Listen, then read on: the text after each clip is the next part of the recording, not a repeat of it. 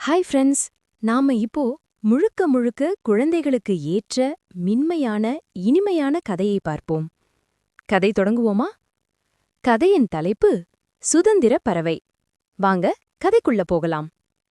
ஒரு காலத்தில் பசுமை நிறைந்த பள்ளத்தாக்குகளாலும் முத்து போல மின்னும் ஏரிகளாலும் சூழப்பட்ட சுவர்ணபுரி என்ற அழகிய ராஜ்யம் இருந்தது.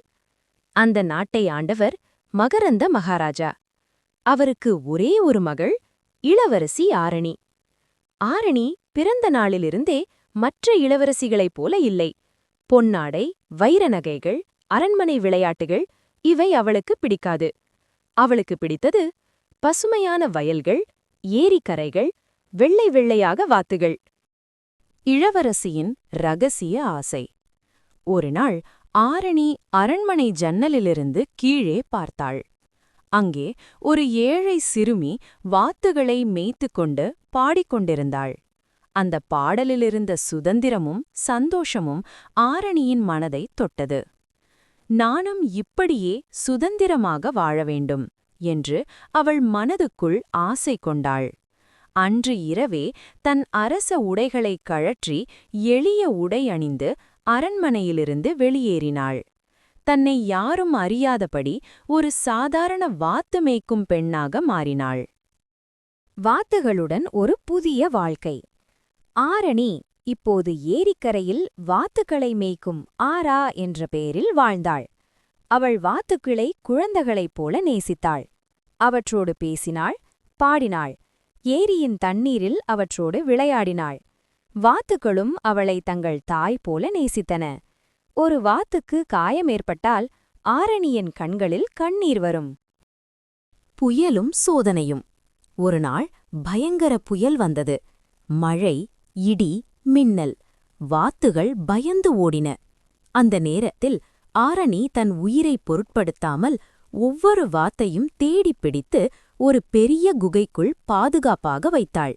அந்த காட்சியை தூரத்திலிருந்து பார்த்த ஒருவர், அவர் வேறு யாருமல்ல, வீரசேன இளவரசன். உண்மை வெளிப்படும் தருணம். வீரசேனன் ஆரணியின் தைரியத்தையும் கருணையையும் பார்த்து வியந்தான்.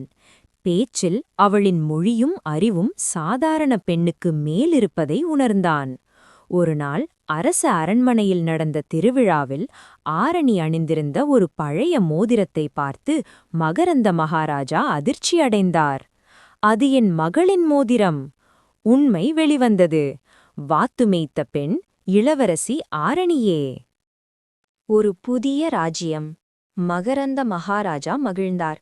நீ கற்றுக்கொண்ட கருணையும் எளிமையும்தான் உண்மையான அரசகுணம் என்று கூறி ஆரணியை அரசியாக அறிவித்தார். ஆரணி அரசியாக ஆன பிறகும் வாத்துகளை மறக்கவில்லை. அவள் கட்டிய முதல் சட்டம் விலங்குகளுக்கும் பாதுகாப்பும் உரிமையும், ஏழைகளுக்கு நிலமும் கல்வியும். ஆரணி என்று பொன்னரியணையில் அமர்ந்த வாத்து மேய்க்கும் இளவரசி என்று வரலாற்றில் புகழ் பெற்றாள். அவள் கதை சொல்லும் செய்தி ஒன்றே: உயர்ந்த பிறப்பல்ல, உயர்ந்த மனமே உண்மையான அரசகுணம். கதையின் நீதி. சுதந்திரம் பணம், பதவி, அரியணையில் இல்லை. கருணை, எளிமை, பிற உயிர்களிடம் அன்பு கொண்ட மனதில்தான் இருக்கிறது. யாராக இருந்தாலும் நல்ல மனம் இருந்தால் அவர் அரசனே, அரசியே. என்ன குட்டீஸ், இந்த கதைய கேட்டீங்களா? உங்களுக்கு பிடிச்சிருக்கா?